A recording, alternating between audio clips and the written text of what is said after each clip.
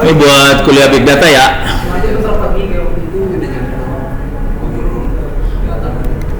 Bapak kemarin ke ini ya? Baru pulang, ya kemarin. Kemarin ya? Kemarin siang pulang. Sampai jam 15. Oke, ini rekaman kuliahnya ada di YouTube ya. Rekaman kuliahnya ada di YouTube, bisa dilihat. Jadi yang kelas apa sih namanya? Kelas sore udah 2 kali pertemuan. Kelas saya ini belum kan? Jadi tolong lihat rekamannya juga sih. Cuman bakal gua ulang nih. Oke. Carinya yang ini nih, ITTS Big Data. Gitu ya. Ini ada yang tanggal 13 tuh kemarin. Terus ada yang tanggal 6. Nih, tanggal 6. Oke. Nah, terus materinya ini nih. Ini materi ya. Materinya konsep big data segala macam. Cuman ini karena ini anak-anak udah pada ngerti ini belum sih Python segala macam angkatan yang Python sebagian yang TI mah standar lah Pak, nggak terlalu ngerti banget, tapi seenggaknya konsepnya nangkep lah. Karena saya takut pada nggak ngerti Python segala macam, jadi untuk kelas ini saya lebih fokus ke Orange, gitu ya. Malam aja gue jam 9. Hah? Majuin jam 9? Enggak ini. Kuis Pak Ibnu. Oh, Pak Ibnu. Oh. Ini ya. Oke, baik Pak.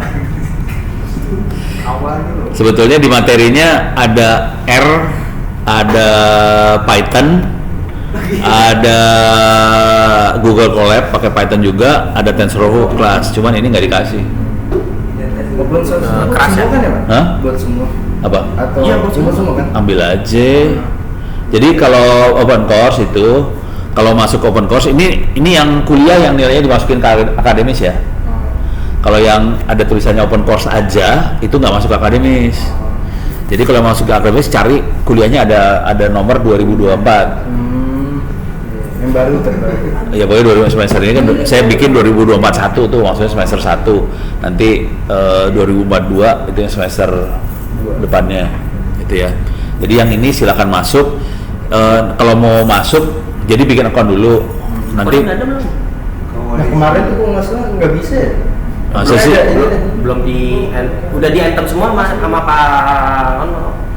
udah saya approve semua sih. Udah. Nanti kalau udah bisa masuk, kalau passwordnya lupa bilang aja, kirim email, so passwordnya saya set lagi ulang. Orang yang Jakarta sama Pak Ono nggak ada isinya. Nah, yang penting nanti waktu register di sini ada di sebelah kanan ada tulisan enroll me. Kalau enroll me passwordnya ITTS 2024. Kalau yang ini ya, yang ada angka 2024-nya ini. Kecil semua. ITTS-nya gede. Oh gitu. Nempel. Nggak pakai underscore makanya. Jadi ITTS 2024 nempel. Nah, untuk kuliah yang ini kita makanya Orange. Gitu ya. Nih. Register loh. Udah. Kerjain kuis UTS UAS dari sekarang. Oke. Jangan kalau udah dapat nilai 90 lu bolos kuliah gua nggak peduli. Ya bentar. Sama yang kemarin. Hah? Sama yang kemarin kan? Apaan kemarin lu ngerjainnya telat-telat terakhir baru ngerjain ujian? Kan nggak nyampe waktu tenggat kan, kok masih aman. Si aman aja tetap aja nyebelin banget. Buat masukin nilainya Pak. Si Gary kagak selesai tuh, nggak lulus. Udah gua main tadi, apaan lu Gary kagak lulus? Parah jadi orang. Mungkin ini apa itu Pak? Kuisnya Bapak terlalu menekan. Dia bisa. Saya juga udah. Wildan bisa. Stres dikit bro. Hah? Stres dikit. Gua open joki ya. Open joki, gambarin. Enak aja lu open Orang joki. nilai 70 gimana mau ngejoki? Ada tempat nyambung. Nah, sekarang kita untuk software yang dipakai buat belajar, kita belajar software ini dulu ya. Ya. Konsepnya liatin aja di inilah. Konsep data science segala macam lihat aja di YouTube lah ya. Oke. Sekarang kita software yang dipakai free, pakainya Orange. Ini saya masukin di ini ya. Saya pakai mesin virtual. Saya nggak taruh di mesin saya yang ini. Soalnya biar kalau ada masalah gue delete aja mesinnya. Wih, Bapak Chen, wih. Emang ikutan kuliah gua kan kagak. Ada kelas Prof. Kelasnya apa? Ini Enggak.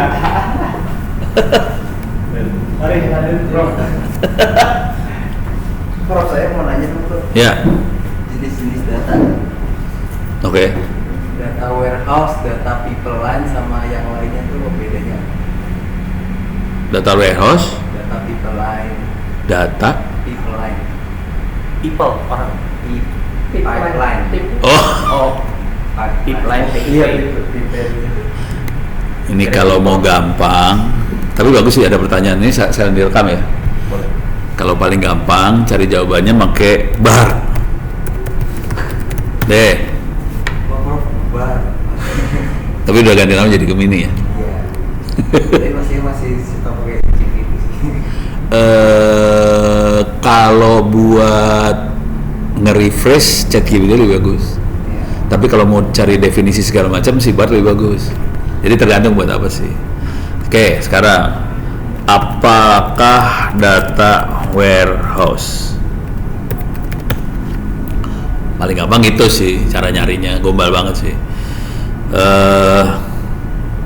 Nih, menyimpan dan menganalisa. Data warehouse tuh selain nyimpan dia nganalisa. Oke, jadi di dalam ininya, di dalam sistemnya dia ada tool buat nganalisanya. Itu data warehouse. Ada tuh loh. Tool buat nganalisa datanya. Udah siap. Tool analisanya nggak sampai rumit banget. Toolnya biasanya bisa ngesortir gitu-gitu dah. Tapi nggak sampai rumit banget. Rumit bangetnya nanti di handle sama si software kayak Python-nya segala macam. Tapi toolnya ini. Cuman saya pribadi salah satu yang bagus buat ini adalah Hadoop. Hadoop. Salah satu ya, Hadoop. Cuman saya punya pengalaman buruk dengan Hadoop. Harddisknya jebol langsung. Jadi Hadoop itu bisa, jadi data warehouse itu datanya bisa banyak banget. Udah gitu datanya bisa formatnya bisa enak jidat. Kalau mau enak data, kalau mau enak ngolah data, formatnya mending Excel. Itu ngolahnya enak. Cuman kalau data formatnya seenaknya, ada yang pakai Excel, ada yang pakai Doc, ada yang pakai PDF, ada yang pakai apa, mau diolah sekaligus, tewas itu. Software-nya lebih susah. Kalau mau yang gampang, semua formatnya disamain pakai Excel, itu gampang. Nah, yang formatnya banyak segala macam, mainannya di Hadoop ini. Nah, cuman Hadoop punya masalah. Mesinnya kalau dijalin Hadoop, jangan dimatiin. Nyala terus sebaiknya. Kalau dimatiin, crash harddisknya. Karena Hadoop bikin file system di atas file system lagi. Jadi kalau sampai kita matiin, crash. Dan Nono udah crash berapa harddisk gara-gara ini. Jadi waktu itu nyobain dong. Ini kan buat big data, cobain, matiin, hancur. Jadi kalau mau serius ini bagus. Terus buat apa? Proses. Hah? Terus buat apa ada? Hadoop buat tadi data warehouse. Iya, buat tempat nyimpennya big data segala macam tadi. Dia UI atau sia Command line. command line. Jadi kayak gini aja. Jadi perintahnya kalau kita lihat kayak file system kayak gini nih. Hadoop tuh kalau dijalanin bentuknya kayak gini aja sih, file system. Jadi kita bisa lihat LS, filenya apa aja, CD, kita bikin folder segala macam. Cuma nanti dia punya fasilitas mau sortir, mau apa, udah ada. Kalau ini kan nggak ada. Mempermudah buat nanti buat dipakai buat analisa. Jadi enak. Visualisasinya nggak ada. Visualisasi pakai software lain udah. Bukan sampai level itu. Itu. Kalau pipeline Kita cari lagi. Jadi paling enak kan data pipeline ya.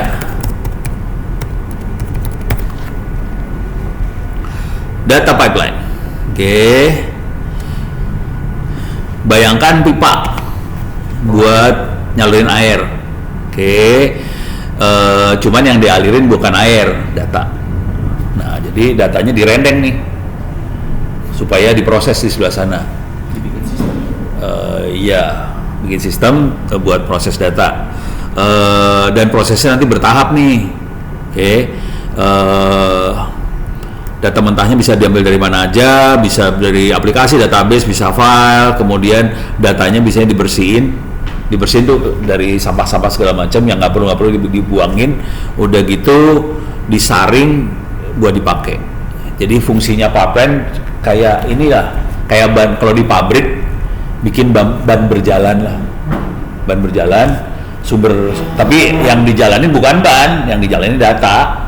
Udah gitu sumbernya bisa dari macam-macam kan, bisa dari aplikasi, kalau kita punya aplikasi misalnya platform e-commerce segala macam boleh, bisa juga nanti dari database, bisa juga file ditaruh di situ, nanti direndeng dia jalan semua. Dalam proses jalan itu datanya diproses, misalnya dibersihin, dibuang yang jang-jang sama kotoran. Contoh bersihin tuh gini nih, misal saya pengen analisa tulisan. Di tulisan saya cuma pengen tahu isu apa yang ada di tulisan tadi, gitu ya. Kalau isu kan saya cuma pengen tahu keywordnya apa yang ada di situ. Kalau kita pengen lihat keyword, kata-kata penghubung kayak yang dari udah nggak penting kan, koma itu nggak penting. Saya pengen dapat katanya aja, kata apa yang sering muncul. Oke. Nah, untuk melihat itu, kata-kata yang nggak pentingnya dibuang. Nah, itu di pipeline itu dikerjain. Gitu. Jadi datanya digeser semua, di sana ada prosesornya buat ngurusin. Di sini data jalan terus dibersih-bersihin juga jalan. Itu pipeline. Tapi nanti bentuknya sih software. Gitu. Nah, kalau kita udah megang yang namanya Orange segala macam, pipeline-nya kelihatan. Di Orange itu pipeline banget sebetulnya. Gitu. Ada ya? Ada lagi? Kita lihat Orange ya. Udah pernah pegang Orange belum? Waktu pertama kali ikut UKM Dataset sih. Udah? Belum? Udah. Dia udah pernah lihat Orange dia. Oke. Buat yang belum pernah lihat Orange, ini Orange-nya. Cuman ini saya cuma sampai jam 11 kurang ya. Soalnya jam 11 saya harus urusan sama Board of Director. Berapa urusan gue? Udah kita harus nyiapin ini semua lagi. Oke, Orange sendiri bisa diambil di sini. Mana sih? Orange data mining, bisa di googling keywordnya Orange data mining. Di sini ada download. Oke, bisa untuk Windows, bisa buat Windows, bisa buat macOS, bisa buat sistem operasi lain. Di belakangnya Orange dia makainya Python. Mana Python? Oh, ini Anaconda. Dia pakainya Anaconda. Cuman Anaconda itu Python. Terus di sini makainya Pip, itu Python. Jadi dia pakai Python. Nah, supaya saya tidak pusing kepala, saya install di sistem operasi sendiri nih. Ini biar nggak pusing. Ini sistem operasinya. Oke. Udah diinstal di sini. Cuman harus diaktifin. Jadi kalau ini di Linux ya, kalau di Windows nggak usah susah kayak gitu.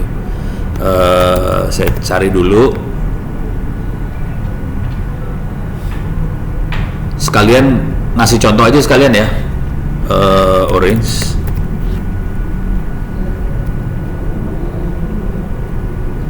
Ini pada nggak kuliah? Dosennya nggak ada? Belum ada yang balas. Hah? Belum ada yang balas, Pak. Oh gitu sih, sistemnya gitu ya. Kuliah tergantung balasan WhatsApp. Saya cek dulu sebentar. Kuliahnya dari 11. Selain Orange ada yang lain? Yang free, Orange. yang bagus Orange. Yang sering dipakai di kampus lain namanya Rapid Miner. Rapid Miner. Cuman Rapid Miner itu pakai duit, pakai lisensi. Untuk pendidikan dia kasih free. Cuman fiturnya kalah jauh sama Orange. Jadi saya berapa kali ngasih webinar di kampus, dosen-dosennya pada pakai Rapid Miner nih. Pas saya kasih lihat Orange, langsung pada kaget. Lebih bagus Orange daripada Rapid Miner gitu. Mereka ngasih komentar gitu. Cuman cara programmingnya sama. Ini kok Ono Center kagak jalan. Oh ini dia, alas ya, rese. Itu otomasi ya Pak? Orange kan kita cuma tinggal hubungin. Emang? Nah, itu Rapid Miner juga gitu. kalau bandingin sama Ya, di belakangnya Python. Di belakangnya Python. Cleaning datanya Bisa. bisa juga. Bisa. Ada fasilitas buat cleaning data. Jadi nggak usah khawatir sih. Orange juga punya fasilitas buat cleaning data. Kalau mau datanya sebelum dimasukin Orange kita clean sendiri pakai Python, bisa juga. Sah-sah aja. Tapi kan 2 kali Nggak juga. Jadi diekspor. Orange bisa baca file Excel. Orange bisa baca file Excel atau CSV bisa baca. Jadi caranya kita dapetin data, misalnya bentuknya file Excel segala macam, di clean pakai Python, di save jadi CSV atau Excel, nanti dibaca sama Orange, sah, bisa. Jadi nanti di Orange-nya udah nggak usah dibersihin lagi datanya, udah santai. Oke, ini cara nginstalnya ada di sini ya, ada di, jadi masuk onocenter ORID/wiki, tapi ini cara nginstal Linux ya. Kalau Windows mah cuma klik setup jalan beres, udah nggak usah pakai otak. Nah kalau yang ini rada pakai otak dikit, saya makanya yang ini nih yang pakai pip. Oke. Soalnya agak rumit sedikit di sini, saya harus ngaktifin ini. Ini mah waktu instalasi ya, harus install virtual environment segala macam. Nah sekarang harus ngaktifin virtual environment, ngasih tahu bahwa dia pakai Python 3, virtual environment-nya dijalanin. Jadi saya akan masuk sini. Bentar, digedein biar enak lihatnya.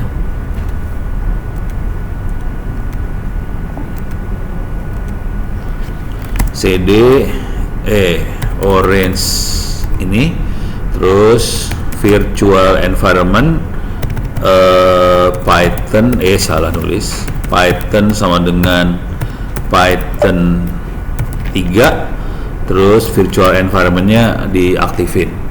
Dah, ini aktif. Sekarang saya source virtual environment bin activate. Dah. Nih kalau udah aktif ada kalimat kayak gini kalau di Linux ya, virtual environment. Jadi kita tahu bahwa kita posisinya bukan di sistem operasi yang normalnya, kita lagi posisi virtual environment. Dengan kondisi ini kita bisa jalanin Orange. Nih, Orange langsung jalan. Nah, waktu Orange jalan pertama kali dia punya banyak contoh, example, bisa dipakai main nih example. Di sini banyak example. Bisa dipakai main example ini. Jadi kalau mau belajar paling awal, klik example aja. Dia udah disiapin semua, datanya udah disiapin, prosesnya segala macam disiapin. Ini saya loncat misalnya ke sini. Ini saya loncat ke sini ya. Kalau yang ini sih cuman ini baca data, terus kita ngelihat data. Datanya file Excel biasa. Atau kita lihat yang ini dulu. Soalnya tiap kali abis ini saya harus jalanin lagi. Nih ya. Ini dia bisa baca data. Datanya cuma gini doang. Filenya file apa? Udah data. Nanti dia kalau kita lihat data, selalu cara ngelihatnya ada fitur, ada yang mau diklasifikasiin. Cara ngelihatnya gitu. Kalau ngelihat data ya. Jadi selalu ngelihat ada fitur, ada klasifikasinya apa. Fitur itu, contoh fitur tuh gini. Misalnya ini data tentang binatang. Binatang tuh ada yang kakinya 2. Nanti fiturnya jumlah kaki. Ada yang 2, ada yang 4, ada yang tidak punya kaki. Fitur lain ada yang bulu ya, ada yang punya bulu, ada yang punya rambut. Fitur lain ada yang punya sayap, ada yang nggak punya sayap. Itu fitur semua tuh. Nanti dari fitur-fitur ini kita bisa klasifikasi. Ini makhluk apa? Apakah dia sapi, kuda, ayam, bebek, apa segala macam, itu klasifikasi. Beres ya. Jadi harus ngerti ada fitur, ada klasifikasi. Tugas kita di data science adalah melakukan klasifikasi ini atau kita prediksi klasifikasi. Contoh prediksi itu gini. Contoh prediksi. Klasifikasi sama prediksi ya. Sekalian ngasih lihat. Ini sebetulnya ini pertemuan pertama yang saya bikin loncat. Harusnya nggak ngomongin ke arah sini dulu. Oke. Nih, misal ini Google Map, semua tahu Google Map lah. Sekarang oke.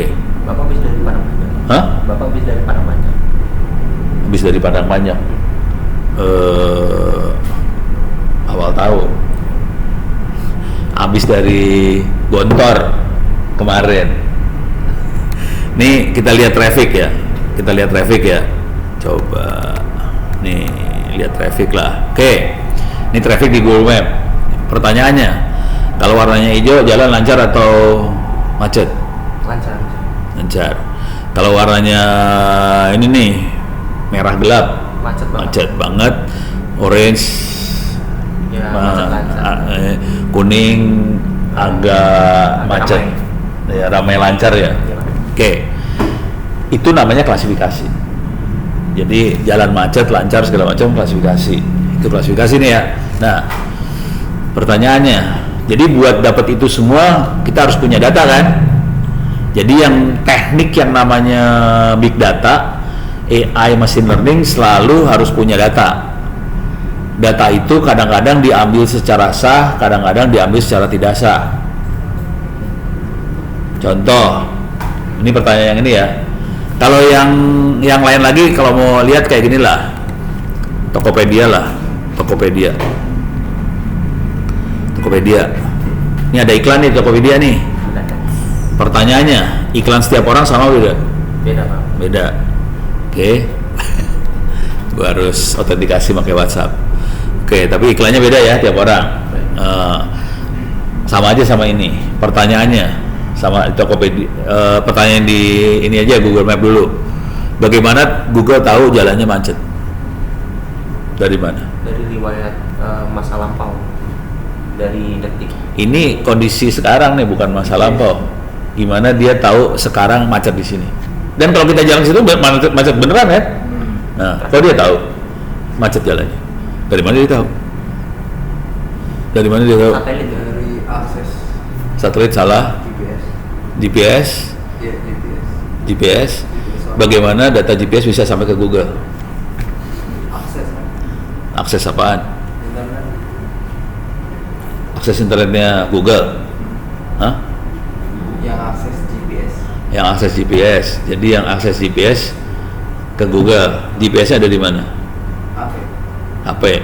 Jadi HP-nya punya GPS, terus punya internet, ngasih laporan ke Google gitu ya. Nah, kalimatnya gitu. Iya. Lu bilangnya akses, bingung. Jadi kalimatnya harus ini ada GPS, GPS-nya ada di HP, HP-nya punya internet, HP-nya lapor ke Google. Nah, ini HP-nya yang ada di mobil-mobil, motor-motor semua orang itu ngasih laporan ke Google, akibatnya Google jadi tahu jalannya macet di mana. Jadi bukan dari satelit, hati-hati. Kalau orang-orang yang nggak terlalu ngerti IT bilangnya dari satelit. Iya. Jadi kalau saya lagi di kampus-kampus nanya, sebagian besar kampus akan bilang satelit. Iya Pak, memang dokter. Iya. Oh, doktrin itu. Iya Pak. Parah. Saya nggak bohong Pak. Itu yang bilang kan GPS kan. Iya. GPS itu sebenarnya kan buat mantau keberadaan kita sebenarnya. Iya. Makanya orang nggak terlalu. Dia nggak tahu bahwa iya GPS-nya tahu posisi kita. Dia kagak tahu handphone kita yang lapor posisinya ke Google. Dari banyak handphone laporan, dia tahu jalannya macet di sini. Dia tahu jalannya lancar. Soalnya selain posisi, dia juga ngasih laporan kecepatan. Arah kemana kelihatan, arah kecepatan kelihatan. Jadi tahu. Nah, ini klasifikasi. Tadi kan ada dua kerjaan nih. Bisa klasifikasi, kita juga bisa ngeramal. Jadi dukun. Besok macetnya di mana? Belum kejadian. Nah, caranya jadi dukun sederhana aja. Misalnya kita ke Tangerang. Kita Tangerang. Oke, ini Tangerang. Kita cari jalan dari Tangerang ke Jakarta ya. Jakarta. Nih.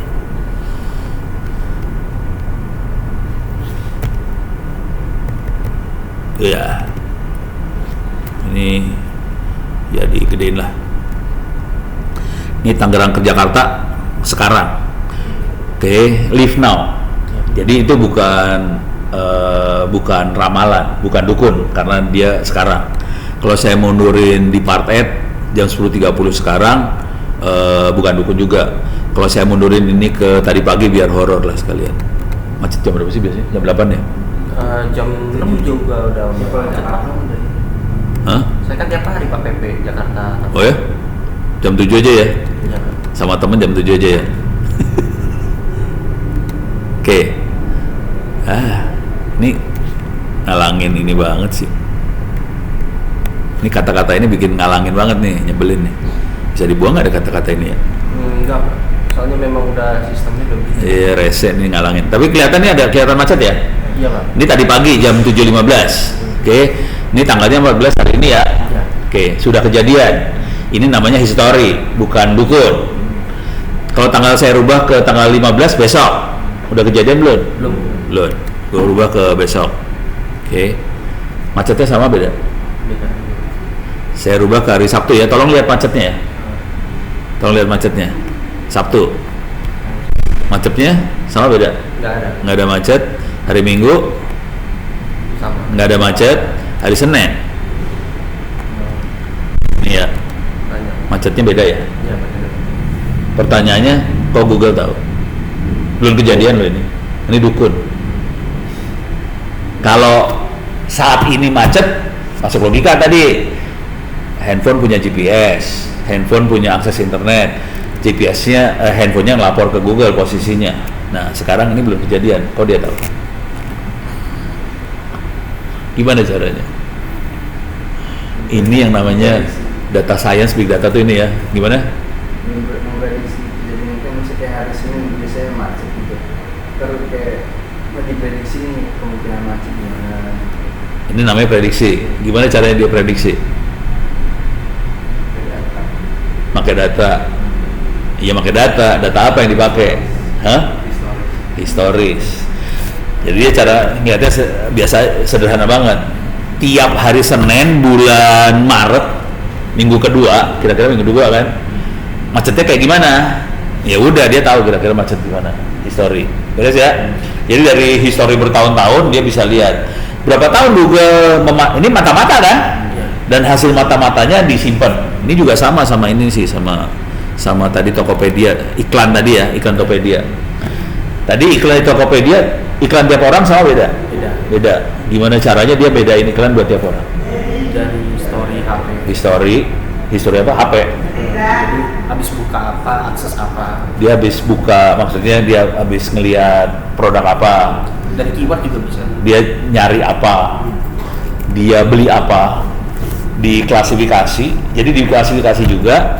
Ini orang sukanya apa? Ketahuan orangnya sukanya apa? Dikasih iklan yang orangnya suka. Jadi kalau orang kayak saya kan nggak suka pakaian wanita kan, nggak akan dikasihkan baju perempuan. Ono sukanya elektronik gitu ya, mainan laki-laki banget kan, elektronik, solder gitu-gitu ya, dikasih iklannya kayak gituan. Jadi caranya ngelihat seseorang itu dari apa yang dia search, apa yang dia beli itu bisa dilihat, apa yang dia obrolin dilihat. Pertanyaannya, Facebook yang punya siapa? Mark Zuckerberg. WhatsApp yang punya siapa? Itu WhatsApp. Nggak tahu sih Pak. Cuman dia udah bergabung sekarang. Iya. Jadi yang punya Mark Zuckerberg. Oke. WhatsApp sama Facebook satu perusahaan lah ya kira-kira. Sekarang pertanyaannya, Facebook hidup dari apa? Dapat duitnya dari mana? Facebook. Kalau zaman pertama itu dia nggak, kalau dapat dari pendapatan saya nggak tahu juga. Cuman dia lebih banyak datanya gitu Pak. Dia punya data. Oke. Terus dapat duit dari mana? Facebook. Dapat duit. Kalau sekarang sih dari ads. Dari iklan. Kalau sekarang. Pertanyaannya, iklan setiap orang sama beda? Beda dong. Beda. Tergantung apa yang tadi sama kan? Orang posting apa segala macam di Facebook. Nah, si WhatsApp dapat duit dari mana? Mampus lo. WhatsApp sekarang ada dua Pak. WhatsApp biasa sama WhatsApp bisnis. Oh, dari bisnis. Kalau yang biasa, kayaknya dari data pelanggan dia sendiri deh Pak. dari gimana caranya WhatsApp bisa dapat historinya si user tadi, posting apa aja. Udah tahu belum? Postingnya dari status kan? Status. Ada lagi nggak selain status? Dari grup WhatsApp biasanya. Dari grup WhatsApp. Nah, cara ngetesnya gampang. Jadi dunia ini, dunia digital ekonomi ini, cara hidupnya dari mata-mata, gitu ya. Tadi Google Map, dia mata-mata posisi kita dari HP kita ngelapor ke Google, di mata-mata dicatat. Oke. toko online, dia mata-mata apa yang kita kerjain, dicatat. Facebook, dari apa yang kita posting di Facebook, dan karena Facebook satu keluarga sama WhatsApp, nah cara ngetesnya gini, bikin grup WhatsApp, grup baru, ngomongin sesuatu yang nggak pernah kita omongin sebelumnya. Misal kita ngomongin soal, ini kan belum pada punya rumah kan, ngomongin soal rumah, ngomongin soal tanaman misalnya, yang pokoknya kita nggak pernah ngobrolin lah sebelumnya, ngobrolin soal itu, terus lihat iklan di Facebook keluar, gitu. Memang benar. Ya kan? Tapi konsekuensinya bahaya banget tuh konsekuensinya. Artinya kita pakai WhatsApp sebenarnya dimata-matain. Beres ya? Iya Pak. Nah, sekarang saya kasih lihat seberapa lama si ini melakukan mata-mata. Si Google Map mata-matanya udah berapa lama? Oke, caranya ngeliat gini nih. Klik ini. Lini masa Pak. Dia ada lini masa ya, timeline. Masuk ke iklan, masuk ke email semua saya terus Pak. Ya, itu dimata-matain sebenarnya. Tapi kalau nggak gitu, kita nggak tahu saya habis dari kemana gitu. Iya. Nah, dimata-matain sejak kapan? Ini tahun saya klik nih. Dari 2009 ya sampai 2024. Berapa tahun tuh? Hampir 15 tahun. 15 tahun dimata-matain. Tiap hari, tiap jam dimata-matain, tiap detik dimata-matain ya. Kita kemana aja, ikhlas. Kalau saya sih dari 2016 sampai sekarang, dari Sumatera Barat sampai Banyuwangi saya dari Matain ya, oke. Tapi Ini, enak Pak, membantu Pak. Iya membantu, ya ada yang ikhlas sih, ada orang yang ikhlas, ada orang yang. Bayangin yang dimata-matain, kalau yang dimata-matain adalah prajurit TNI, pegang HP. Oh iya itu. Bahaya. Ya kalau kita mungkin nggak apa-apa lah, prajurit TNI. Nanti kan si ini bisa ngelihat sebenarnya KKB, kelompok bersenjata itu, separatis. Ya, bisa lihat nih, saya kemana kemarin tanggal berapa sih? 3. Jauh. Enggak, itu ini mah tahun lalu. Ini kemarin ya, kemarin nih.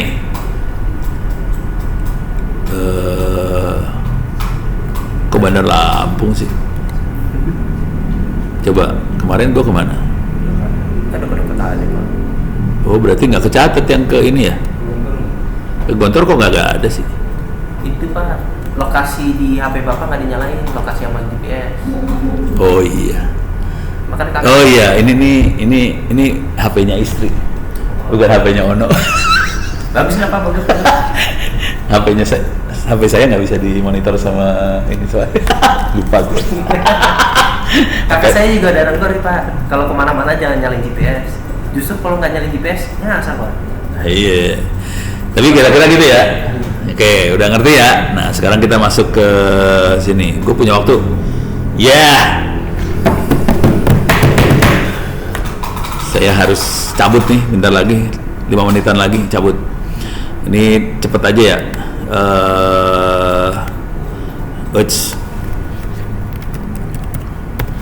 Ini contoh klasifikasi aja dah. Saya kasih lihat aja contohnya nih. Ini kita bisa baca datanya. Kalau mau ngeliat datanya bisa kayak gini aja, lihat data, gitu ya. Kita bisa analisa data yang sederhana banget analisa datanya ya. Kita analisa data. Contoh analisa adalah kita bikin kelompok lah. Ini pengelompokan data yang ini aja deh. Yang ini nih.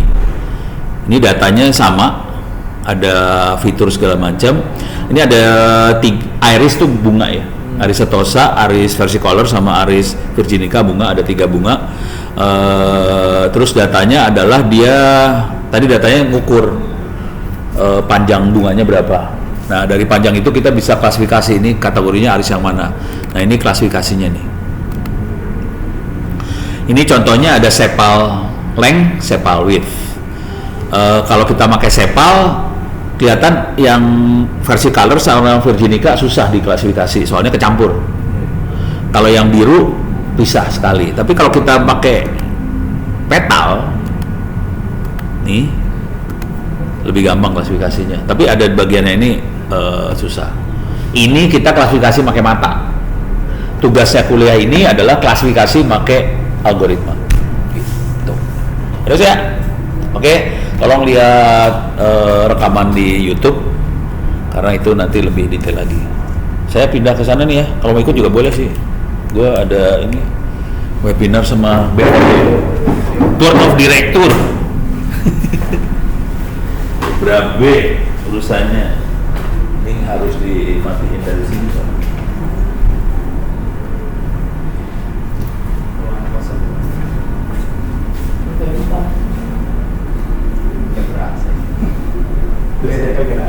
Iya.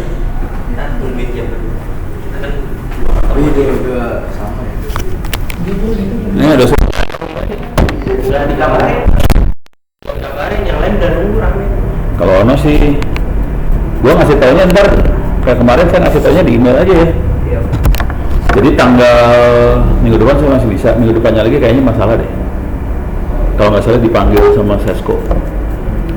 Manggil gua dipanggil Pak. Stres urusannya kalau dia manggil bintang pening nggak Pak?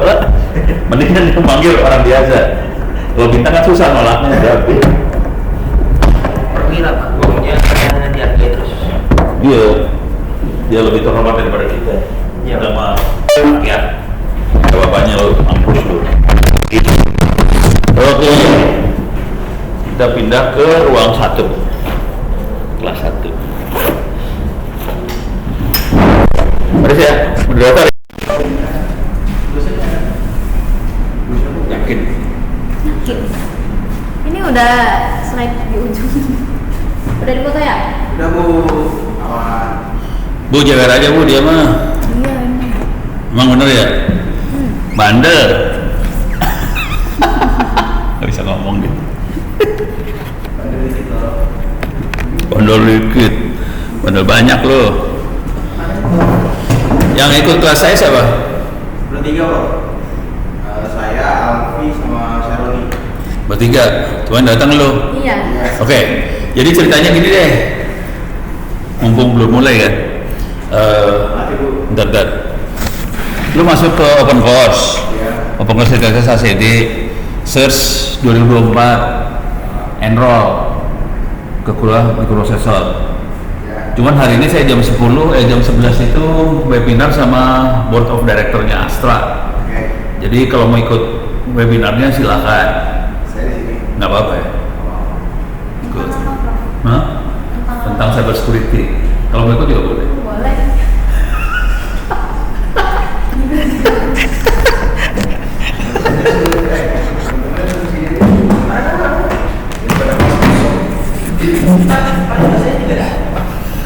Ini saya masuk dulu ya supaya bisa ini nih.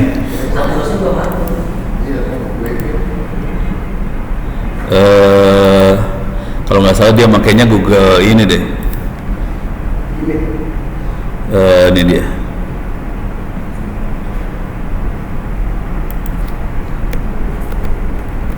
Halah.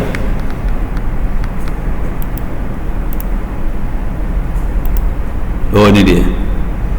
Google, Microsoft.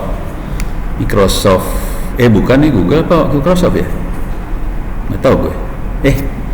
Tar. Gue pakai WiFi siapa nih? Nggak mau pakai WiFi kamu semua parah. Sampai kampus Bro. Hah? Cari perkara itu ya? Iya Bro. Ganti.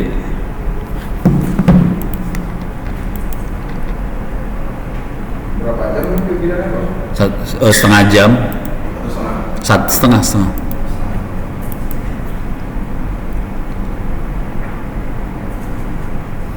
Tapi ntar di depan saya tuh BOD, Board of Director. Parah ya.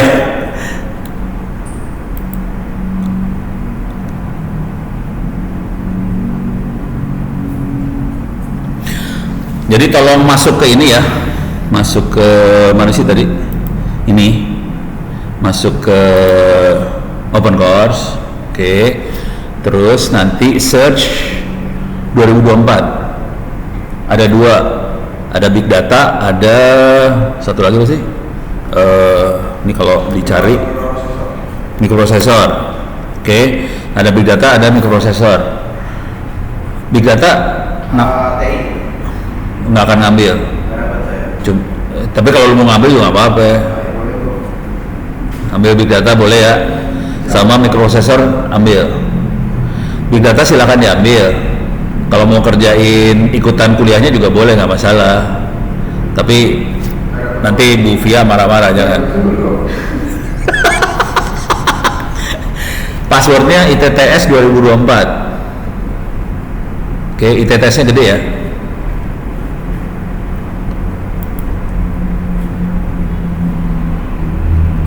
Mana ininya?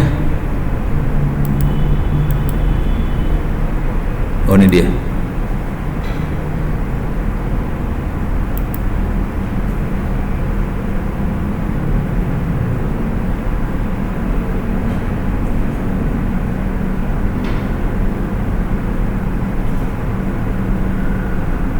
Ya ini gimana sih? Belum allow.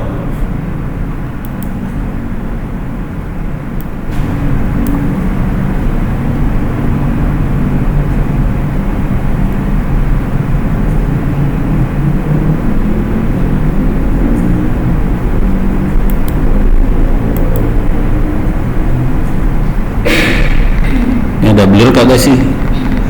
Cari blur. Oh, ini di blur.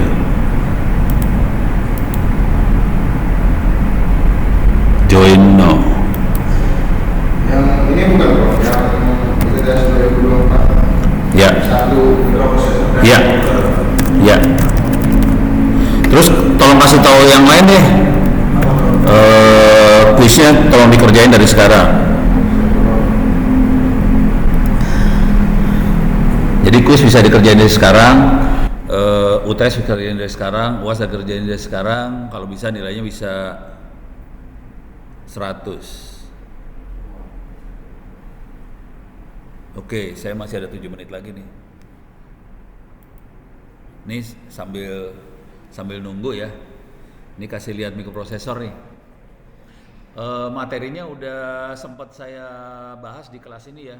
Kelas yang sore karyawan. Minggu lalu udah, tadi malam udah. Jadi udah ada 2 kali pertemuan. Jadi ini agak telat. Nah, materinya tuh kira-kira gini nih. Materinya biar ada gambaran ya. Yang pertemuan pertama lebih ke arah mikroprosesor tuh seperti apa. Oke, dalamnya tuh seperti apa, cara kerjanya seperti apa. Udah gitu tadi malam bahasa assembler. Udah pernah lihat bahasa assembler belum? Belum, kasihan deh lo. Udah udah selesai bahasa assembler. Saya karena ini bentuknya lebih ke arah mikroprosesornya, saya lebih banyak larinya ke arah ini. Kalau sempat saya ngajarin sistem operasi sedikit, cuma nanti saya akan banyak ke arah ini nih, Arduino. Oke. Udah ada kuliah ini nggak IoT? Belum. Oke, kalau gitu hari kuliah ini saya hajar ke IoT-nya, Arduino. Gitu ya. Karena tapi Arduino lebih dilihat dari sisi mikroprosesor, bukan buat IoT. Tapi ya deket banget sih sebenarnya. Gitu ya. Nah, buat kasih gambaran aja. Udah pernah lihat dalamnya prosesor belum? Seperti apa? Oh, belum pernah lihat. Kasihan deh lo. Oke, saya kasih lihat ya dalamnya prosesor nih. Ini prosesor 8 bit ya. Ini prosesor 8 bit nih. Hah? Ya Allah. Hah? Oh. Kirain nyambung. Sorry. Nyambung enggak? Keluar ya? Keluar. Oke.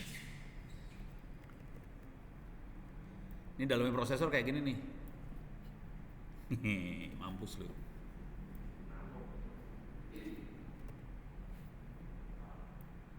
Dalamnya prosesor kayak gini. Ini biasanya jalur-jalurnya aluminium. Nah, kalau kita lihat nanti kelihatan di sini kelihatan agak beda. Ini beda sama yang ini, kelihatan beda ya. Nah, dalamnya prosesor sebetulnya di dalamnya ada memori. Ini Ini ada tulisan register array, arahnya ke sini. Ini register array. Terus di sini ada program counter, ini register array. Oke. Register array adalah kira-kira kalau di program itu kalau kita bikin variabel, misalnya kalau udah pada belajar Python kan, misalnya integer a. Jadi variabel a itu integer. Nah, dia di sini nyimpannya. Ini buat variabel. Nah, kalau program counter, kalau kita lihat program, itu program ditaruhnya di memori kan. Memori itu ada alamatnya. RAM itu ada alamatnya. Address nomor 1, 2, 3 dan seterusnya gitu ya. Ini ada addressnya, ada alamatnya. Ini supaya dia tahu ini sekarang lagi ngerjain apa perintah yang mana, dia disimpan alamatnya di program counter. Jadi counter untuk ngasih tahu programnya lagi di memori yang bagian mana nih yang lagi dijalanin. Nih, beres ya. Terus udah gitu, kalau kita komunikasi antara si prosesor ini sama memori atau prosesor sama hard disk atau prosesor sama Ethernet, semua data akan disimpan di data buffer dulu karena prosesor kecepatannya tinggi. Sementara si hard disk, si memori segala macam kecepatannya rendah. Jadi waktu kita kirim nggak akan bisa langsung data masuk ke memori, pelan-pelan. Jadi caranya dimasukin data buffer. Kira-kira kayak gitu. Jadi ini register array, program counter sama data buffer fungsinya kayak gitu. Nah, ini semua rangkaiannya rangkaian digital 101010. Nah, bayangin kalau 10-nya nggak bener waktunya. Dia harusnya 1, dia masih 0. Jadi nanti chip transistor yang sebelah sana nyangka ini 0 bukan 1. Kalau sampai timingnya salah, kacau semua ceritanya. Jadi buat kontrol timing dia punya ini, timing control. Karena 1010-nya berbahaya banget. Nah, si makhluk ini, si prosesor cuman kenal 1010. Dia nggak kenal if, then, else, nggak kenal dia. Dia kenal 1010. Nah, 1010 harus jadi sebenarnya kode isinya 1010. Misalnya kalau perintahnya 1101 itu adalah jam. Misalnya if nilainya 0, else itu jam, kalau di sini jam, lari ke program mana. Nah, ini semua dimasukin ke instruction decoder gitu ya. Nah, kalau ada perintah jumlah, tambah, kurang, kali, bagi segala macam, semua diproses di arithmetic logic unit. Ini yang bagian yang ini nih. Jadi prosesor isinya gitu doang. Beres ya? Nah, tolong dilihat nah ini udah jam segini kok belum ada ya? Stres saya. Hah?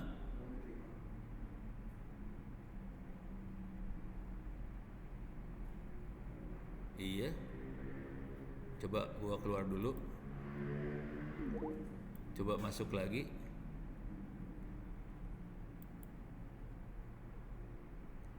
Rejoin ya.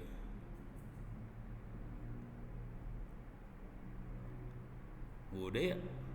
Oh, join now. Udah. Berarti sananya parah ya? Salah dia kan, bukan salah kita kan? Wah, ini harus gua kirim mail ke dia.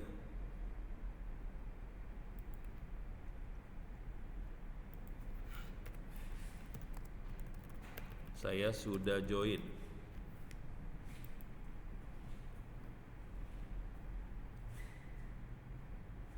Deh.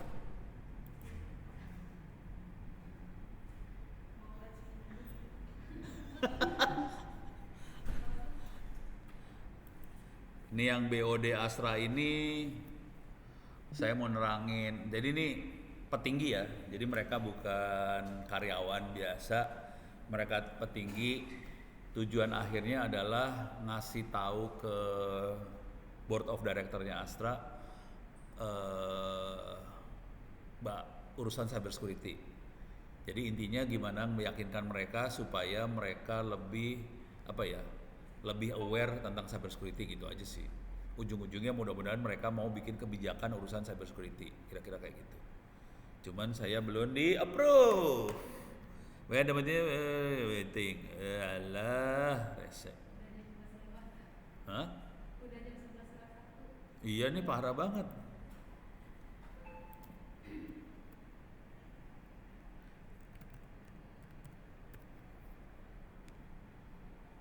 Ini ibu-ibu pada ngerti ini nggak sih?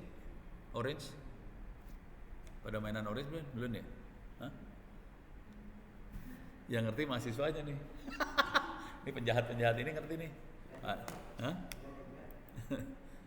Barusan diterangin, tapi terangin masih dikit. Ini data science sih. Ini shutdown dulu bentar.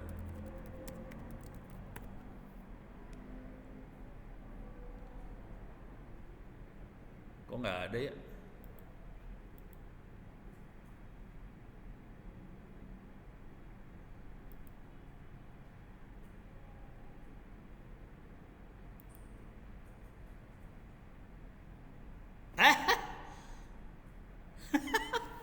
Nih, meeting akan delay 15 sampai 30 menit, Pak. Oh alah. Hah? Iya, susah soalnya ngadepin bos. Ini jujur dulu ya, meeting ini udah di cancel 3 kali. Cancel, delay. Kalau enggak gue terangin ke lu pada ya, yang bakal saya terangin. Hah? Namanya juga bukan orang kantor, namanya petinggi yang punya kantor, berkuasa. Lu mau delay mau apa, gue berkuasa, lu mampus lu.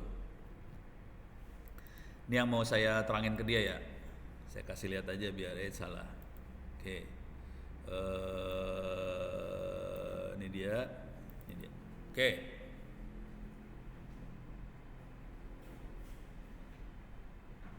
Ini yang mau Ono terangin biar enak saya ini dah.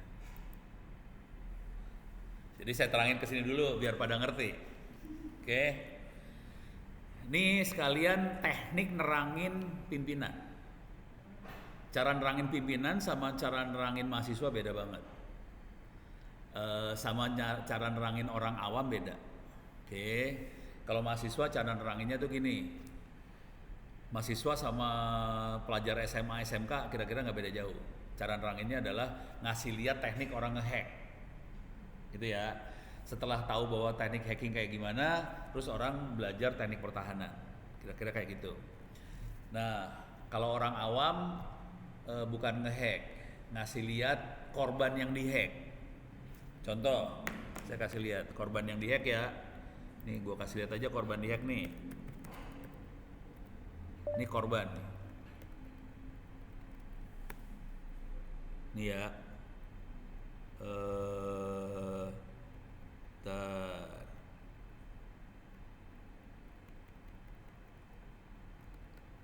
Nih ya, ada tolong Pak tuh. Ntar saya lihat awalnya nih. Mana dia? Mana dia? Mana? Ini ada yang awalnya banget, ada di atas kali ya. Ini dia, nih tolong Pak ya, nih tolong Pak, tuh parah banget nih.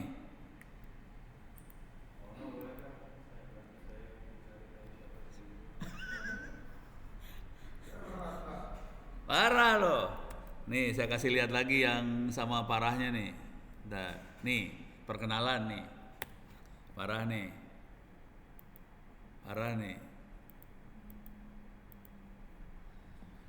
Selamat pagi Pak Ono, saya Hendra. Aku baca di berbagai website Bapak salah satu hacker kenamaan. Gitu kan, kacau ya. Dengan kerendahan hati minta tolong. Baru-baru ini saya ditipu di Telegram, kehilangan uang, lapor polisi percuma. Jadi minta tolong ke Ono buat dapetin duitnya balik. Dan ini hampir semua orang kayak gitu. Hah? Gitu kan? Jadi kalau ngomong ke orang biasa kayak gini, kalau ngomong ke mahasiswa, teknik hacking ya, teknik ngancurin orangnya dikasih lihat. Soalnya tujuan akhirnya mahasiswa adalah gimana caranya mahasiswa ini nanti belajar gimana cara bikin teknik pertahanan, kira-kira kayak gitu.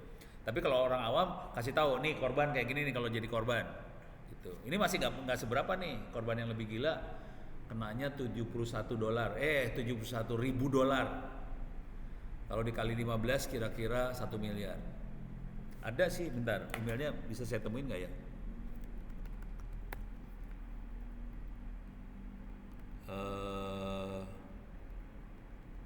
Ini semua isinya isi korban semua nih. Bentar. Saya lagi pengen nemuin. Ini bukan. Oh, bukan. Susah nyarinya lagi.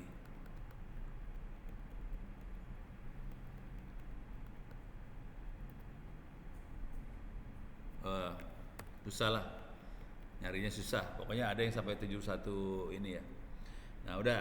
Sekarang saya balik ke sini. Ini urusan si pimpinan. Jadi nanti kalau menerangkan pimpinan segala macam, pimpinan paling takut sama aturan, sama hukum. Jadi kalau udah sampai levelnya pimpinan perusahaan besar, takut sama hukum. Nah, caranya adalah yang awalnya beda banget, konsekuensi hukum. Oke. Terus kasih lihat lagi kondisi serangan cyber di level perusahaan di Indonesia. Terus ini saya kasih lihat juga respons korban kayak gimana. Terus mulai baru serangan seperti apa. Nanti ujung-ujungnya kira-kira kebijakan apa yang harus diambil, kira-kira kayak gitu ya. Tapi ini yang terakhir-akhir nanti bentuknya diskusi sama BOD-nya sih.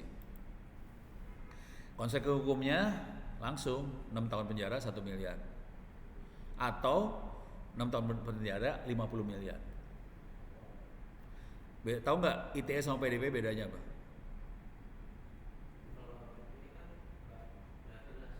Hah? ITE itu informasi sama transaksi elektronik. Jadi kalau yang kita hajar bentuknya transaksi atau kalau informasi, contoh informasi elektronik itu gini, kita mencemarkan nama baik orang, itu informasi elektronik. Kalau misalnya kan pegang apa? Bukan PDE ya, yang buat bayar PDE kan? Yang buat bayaran apa sih? QR code yang alatnya apa nih? PDE kan? Edisi PDE goblok. Iya. Jadi misalnya kita ngehajar QR code orang atau edisi orang. Kalau QR code cara nipunya gampang banget. Misalnya nih tukang-tukang di kaki lima, mereka nempel QR code kan di lapaknya. Udah gitu kita punya QR code-nya kita nih. Oh, itu udah terjadi Pak di Masjid Blok M. Iya, kita tempelin kan ditempel di depannya QR code-nya itu kan. QR-nya aja kita timpa kan. Akibatnya orang ketipu nih. Transfer duitnya ke kita. Nah, itu transaksi elektronik. Urusannya 6 tahun penjara 1 miliar denda. Kira-kira gitu ya kalau transaksi elektronik ya, urusannya kayak gitu. Yang masalah bukan di situ. Masalahnya nanti adalah, nah ngomong ini dulu lah. Kalau PDP itu perlindungan data pribadi. Beda ya. Kalau transaksi kan transaksi. Kayak jual beli data nasabah. Nah itu jual beli data nasabah yang paling kelihatan.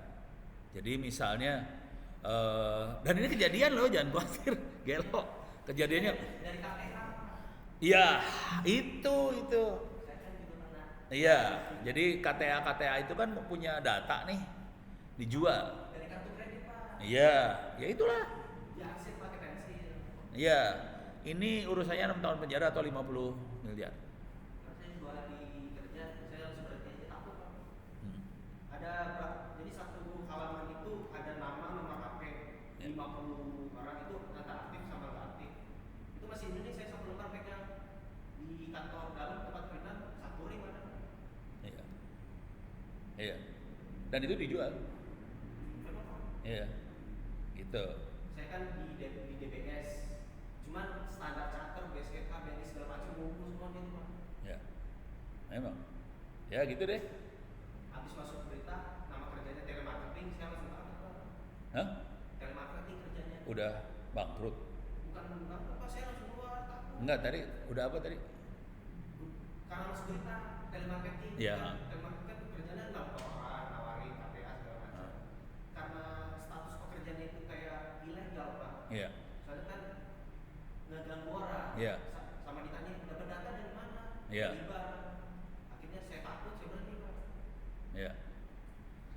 Tapi itu benar, kalau sampai kena, sampai ke trace, ya 6 tahun penjara atau denda 50 miliar. Itu sebenarnya kan tahun 2017, jadi orang lagi banget tahu internet. Dari sebelum corona kan, orang udah tahu internet, jadi takut kelacak. Saya aja ganti nomor. Nah, kalimat ini nanti dilempari ke BOD sih. Jadi itu yang BOD bakal tahu itu. Nah, udah gitu, ini kurang gede. Bisa digedein kagak ya?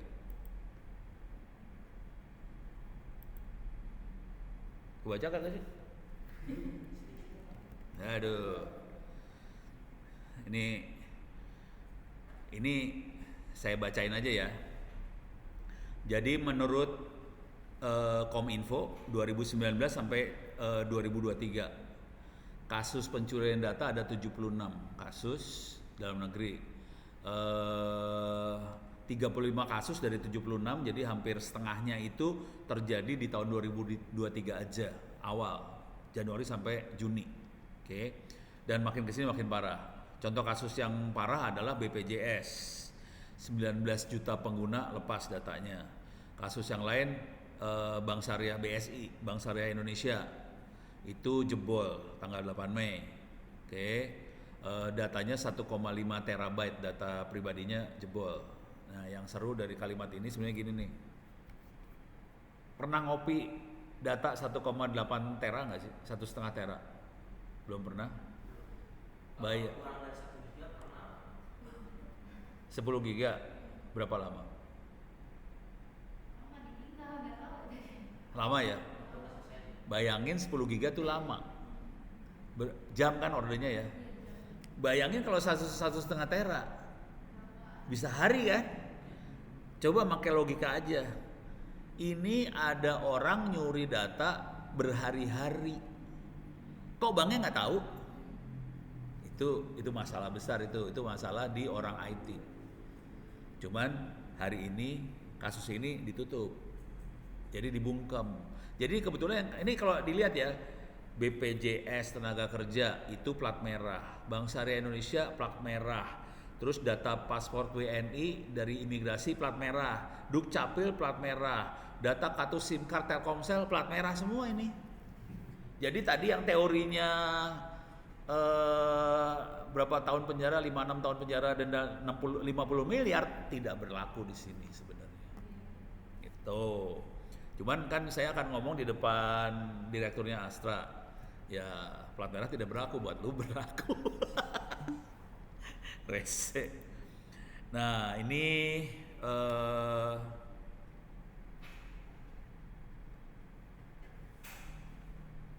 ini mohon ditunggu. Ya udah. Ini kondisi serangan cyber yang dilaporannya ini sih. Laporannya Badan Siber Nasional. Intinya yang serangan paling gedenya adalah ransomware.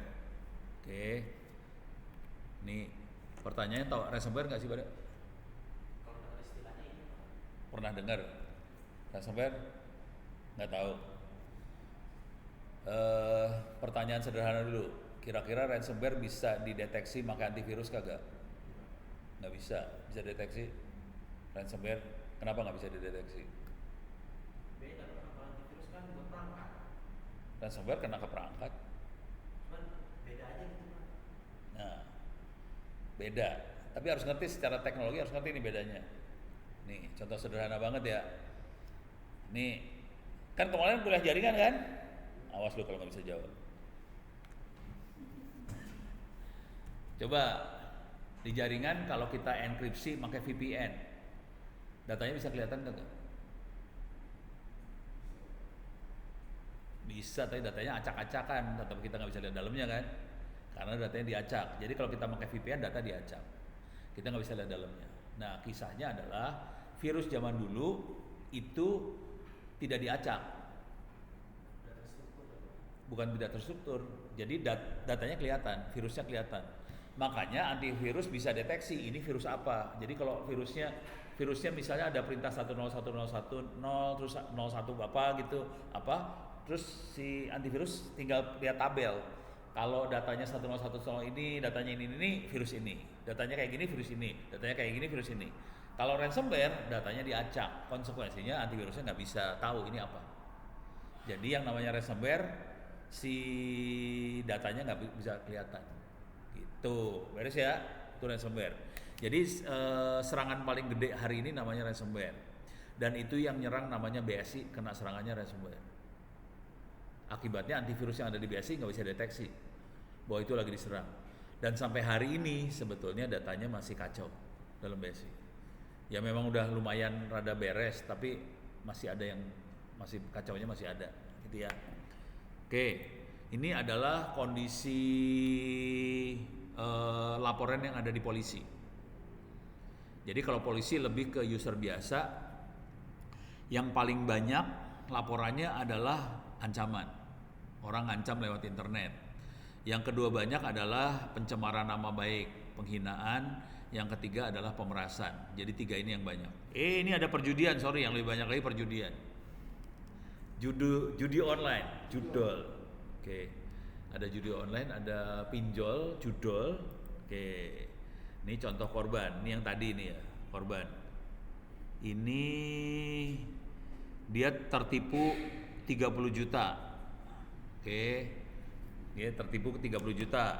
Ini yang lain lagi. Nah, ini yang kena 72.000 US dollar. Itu. Jadi orang kalau minta tolong ke polisi percuma udah. Nggak akan bisa nolongin dah polisinya hari ini. Udah tahu nggak jumlah penyidik polisi yang bisa ngejar orang? Ada berapa? Nggak tahu. Di Polda Metro ada 3 orang aja. Di Polda-Polda paling ada 1, kadang-kadang ada 1, kadang-kadang nggak ada. Yang paling banyak Polda Metro, dan itu cuma 3. Padahal untuk Bareskrim Cyber itu ada sekitar 100-an orang. Oke. Cuman yang lain cuman bisanya BAP.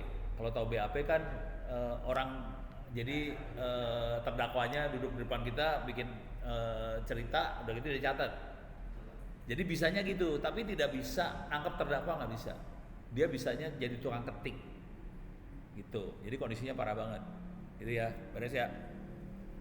Terus nah ini ransomware nih, kondisi ransomware parah banget.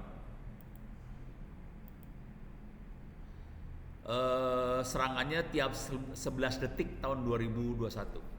Oke. Dan 66% serangan di dunia adalah ransomware. Salah satu korbannya BSI. Dan ransomware itu yang nyerang adalah mafia, bukan perorangan. Itu mafia, udah kayak mafia kejahatan sih. Dan total rata-rata orang bayar ransomware adalah $812.000. Kalau ada perusahaan kena, bayarnya $800.000. Berarti udah puluhan miliar satu perusahaan. Dan mereka orang-orang itu kaya raya yang jalin ransomware. Dan saya pernah ketemu orangnya, orang Indonesia, 1 orang ketemu. Tapi orangnya udah insaf waktu itu. Waktu saya ketemu udah insaf, sampai istrinya pakai jilbab yang apa sih? Cadar gitu. Terus dia pakai celananya cingkrang itu tuh. Ya, jadi udah insaf banget dia akhirnya.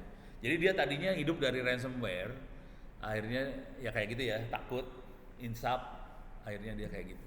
Tapi waktu itu saya ketemunya di seminar. Dia salah satu pembicara, orang pembicara, dia pembicara. Tapi sampai kayak gitu insafnya, separah itu. Tapi dulunya hidupnya kayak gini. Dan hidupnya enak banget. Ransomware, judi online itu udah pernah ketemu programmer judi online?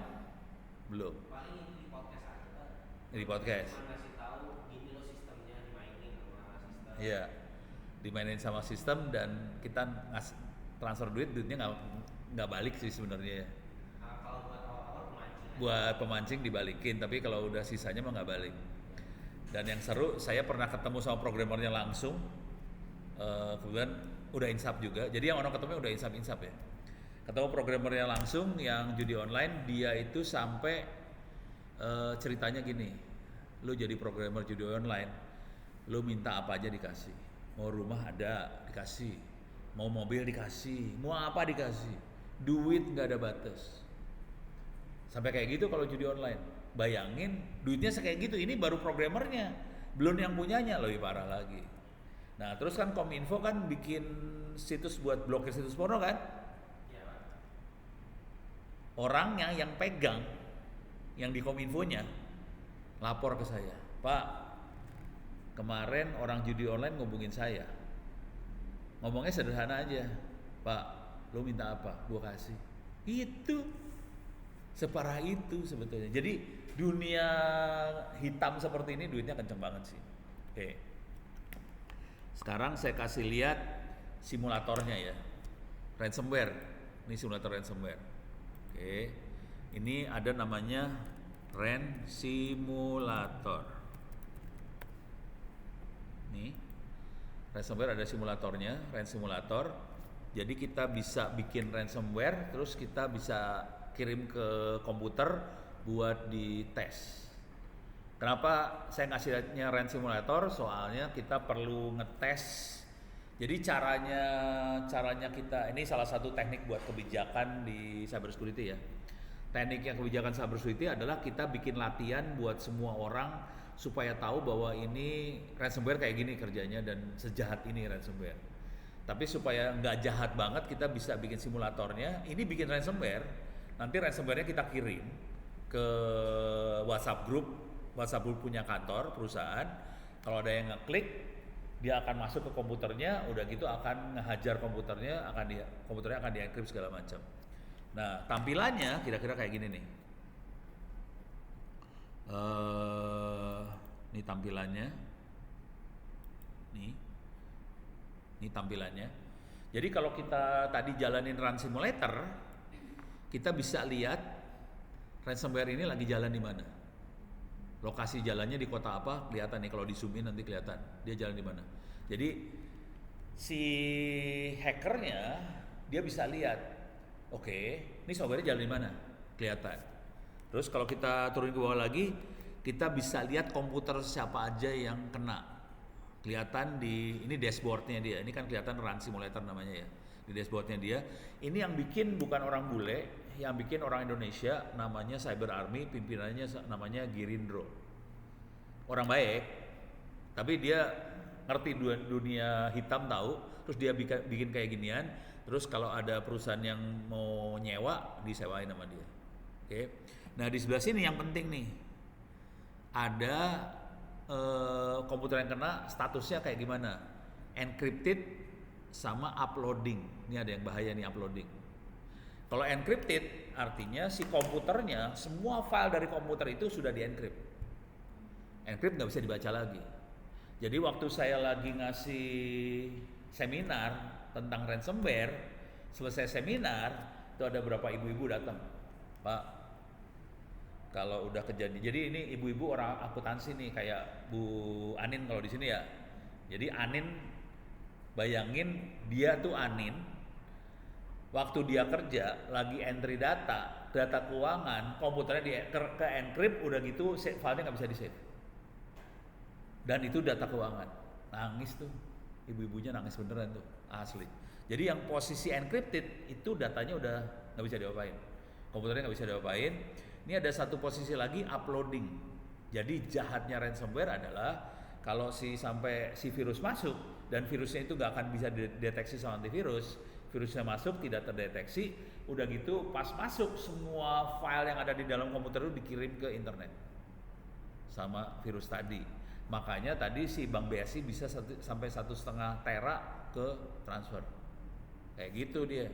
Setelah semua data ditransfer, udah gitu komputernya akan dienkripsi, udah gitu si hackernya bilang ke BSI-nya, lu bayar gue. Mintanya kalau nggak salah BSI dia minta 2 miliar. Dikit, BSI-nya nggak mau bayar. Karena BSI-nya nggak mau bayar, data nasabah dijual sama dia. Itu kejadiannya. Cuman hari ini kelompok itu, si Lockbit itu, sebagian orangnya berhasil ditangkap sama CIA. Sebagian, tapi Lockbit-nya masih berkibar. Sekarang lagi nyerang Amerika dia, parah. Jadi mafianya parah banget ini mah, asli mafia parah. Ini kelihatan ya, jadi ada ini. Nah ini adalah kondisi salah. di sini dulu nih. Ini kalau kita bisa kebaca di sini, ini ada tulisan uploading target. Jadi pas masuk dia akan ngupload, setelah diupload dia encrypt. Jadi filenya di encrypt. Jadi itu bahayanya ransomware. Semua data akan di encrypt dan data kita di copy. Udah gitu kalau dia minta bayaran sebetulnya percuma juga karena data kita kopinya udah ada di sana. Jadi kalau kita bayar dia untungnya double. Data dapat, duit dapat. Jadi ransomware sebahaya itu. Jadi orang nggak sadar bahwa bahayanya parah banget. Kalau ini di dashboardnya, kalau udah kondisinya udah terencrypt segala macam, kita bisa lihat datanya dan kita bisa analisa datanya. Dan kita bisa memanipulasi data yang ada, kita bisa mainin, kita bisa hancurin lah. Nah, ini kita bisa lihat datanya langsung. Ini kondisinya kalau mau di decrypt. Jadi kita kasih ransom simulator decrypt, file yang di encryptnya dibuka lagi. Cuman sebenarnya percuma karena kopian datanya udah ada di hacker. Gitu. Jadi ini mau kasih lihat ke nanti BOD-nya sih. Udah selesai? Udah selesai. Gimana cara memperbaiki? Ini belum ada ya? Kagak jadi lagi kali. Ada pertanyaan? Ini biarin volume gue gedein lah.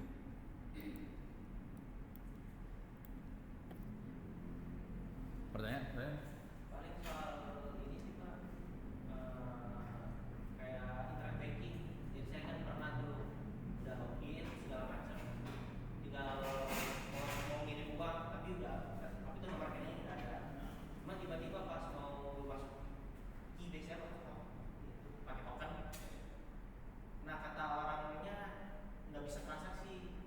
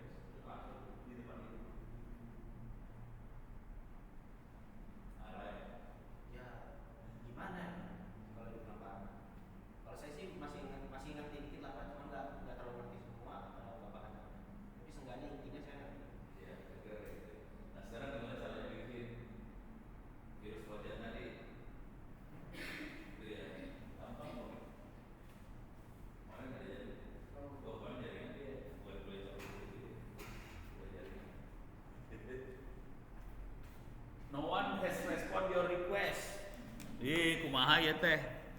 Rejoin. Terima kasih semua. Kagak jadi nih mah. Parah lu, ngerusak jam gue. Nih, saya masuk sini ya. Mono Center Wiki. Masuk MSF.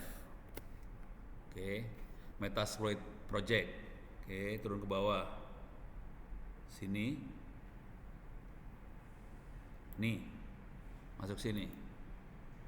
Jadi, perintahnya MSF Venom, dia akan masuk. Venom tahu kan? Venom apa?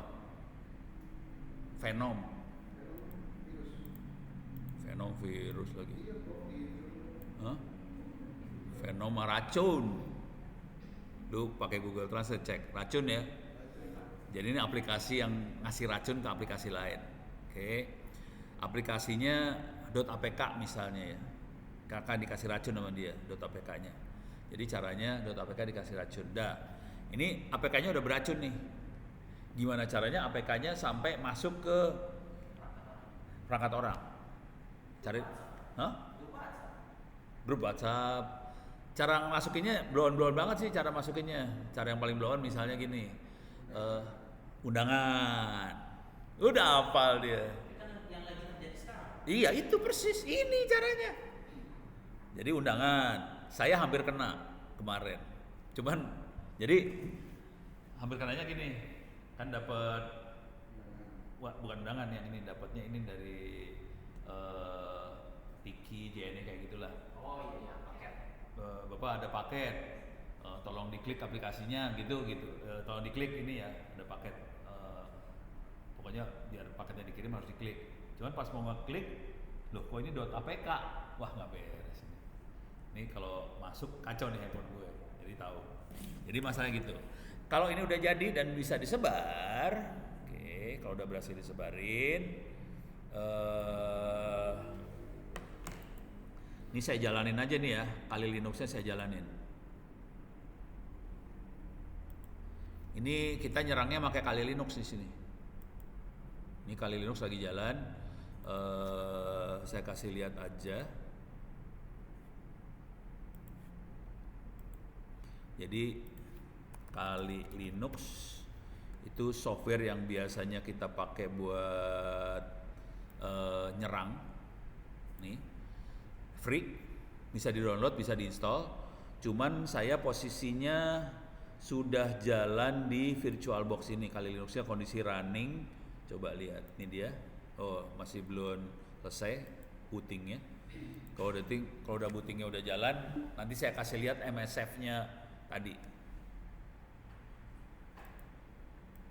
Ini apa dia bilang? Mohon bantuannya untuk stay. Ya, oke.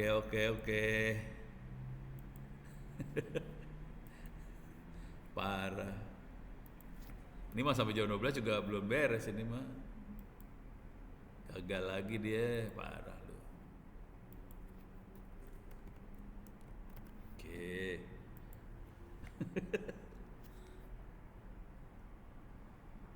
Wah. Untung aja. Oke. Baterai habis. Lupa.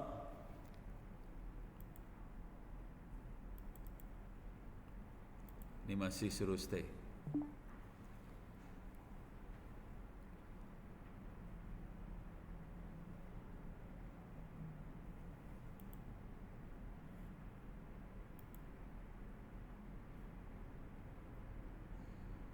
Emang dia nggak bisa lihat saya lagi ini ya?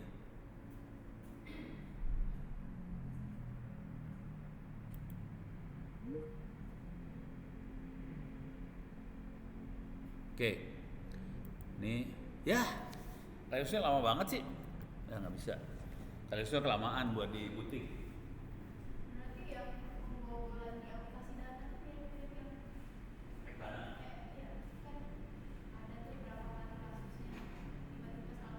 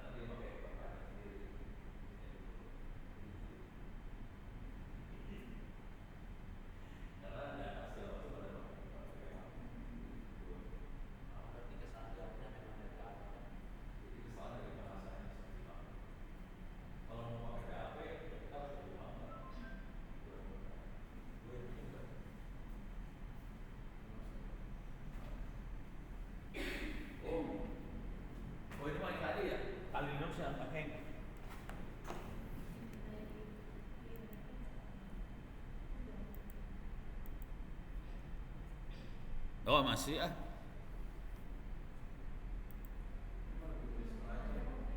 Iya ini gagal ini mah. Meja makan siang. Event gagal. Tapi gue jadi ngorbanin dia. Kuliahnya jadi kagak ada. Cuma saya sendiri kok. Nggak apa ya. Tapi lu tetap dapat ilmu kan. Tapi ntar kuliahnya kalau ngeliat di AC gitu ya, YouTube ya. Terus kerjakan kuis kelas. Jangan tahu apa.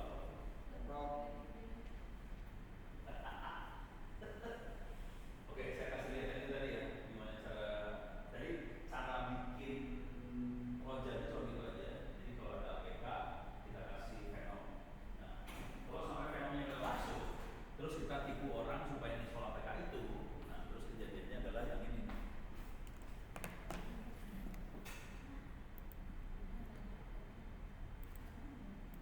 Nih, oke. Di Kali Linux yang tadi saya nggak berhasil jalan, kita jalanin perintah ini nih. Jalan perintah ini.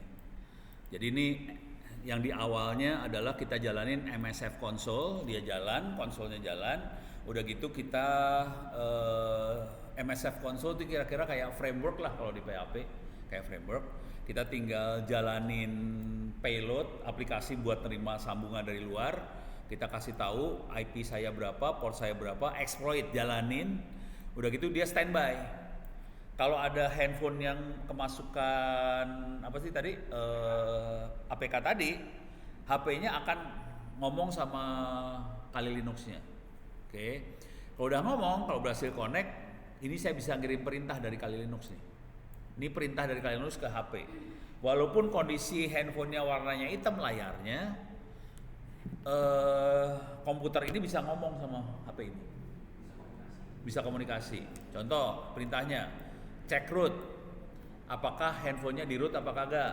Bisa ketahuan. WLAN geolocate kita bisa ngelihat HP-nya lokasinya ada di mana, kelihatan. Terus ini dump call. Si HP pernah nelpon ke nomor mana aja.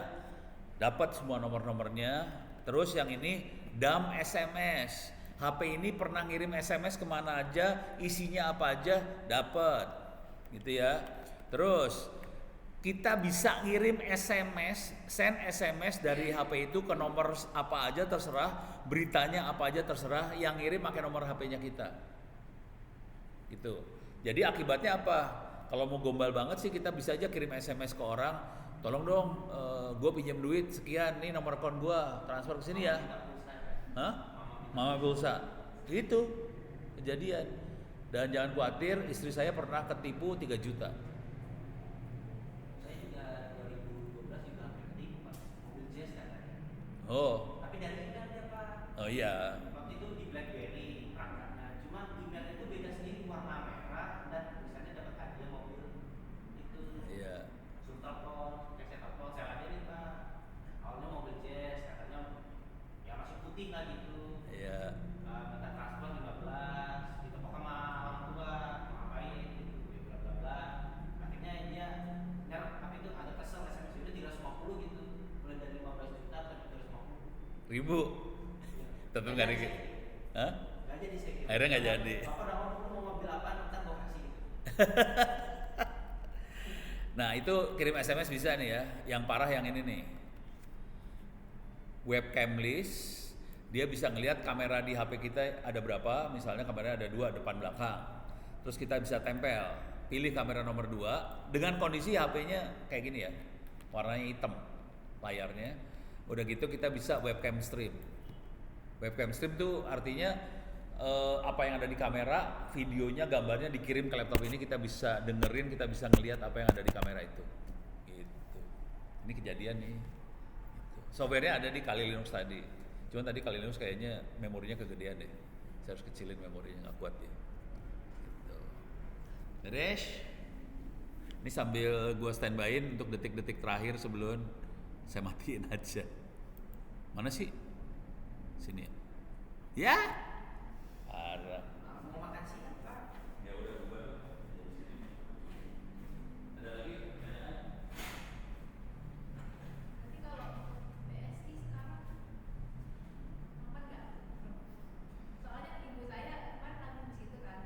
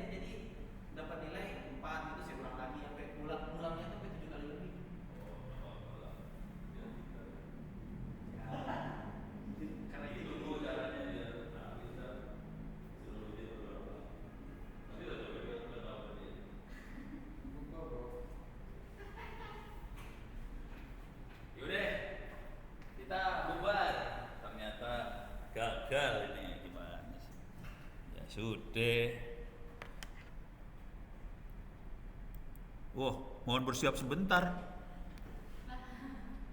Sambil jam makan siang berarti Pak. Biar lewat waktu. Misi Pak ya. Yuk. Kasih semuanya. Assalamualaikum. Ya udah, ini juga ini PHP. Ya udahlah. Iya, ini sudah jam 12 loh.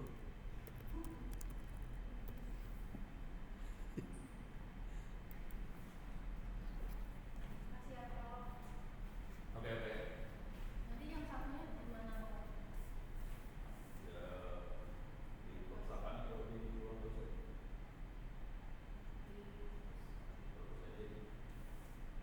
Udah pernah lihat banyak segi itu? Oh, liburan, begitu aja. Mama, Inggris, inilah LSM dan duitnya kencang lagi.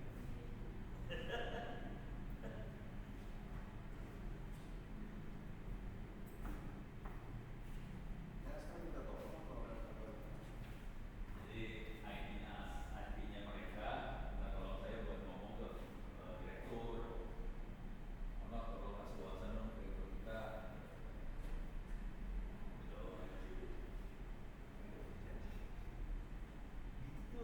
Jadi udah 3 kali, 4 kali cancel. Hah? 6 bulan, 5 bulan. Jadi cancel, biasa sudah lagi cancel, biasa sudah lagi cancel. Sampai yang ini, sampai mereka ini dulu meeting sama saya, Bono, tanggal sekian jadi ini, saya sih oke-oke aja, jadi siapa? Soalnya kan yang cancel bukan Pak Bono, sana yang cancel kali ya. Cancel sampai besar segitu aja. Mereka sendiri. Yang malu mereka lah kalau kita malu. Nah, soalnya yang komit bukan direkturnya, yang komit ke saya kan orang IT. Orang IT sendiri. Tahu sendiri orang IT kan di bawahnya direktur kan. Direktur suruh gue direktur. Ngapain lu ngatur gue gitu kan? Ya, bawahnya kan lebih. Jadi mau nunggu gitu. Ya udah saya tunggu aja dulu bentar.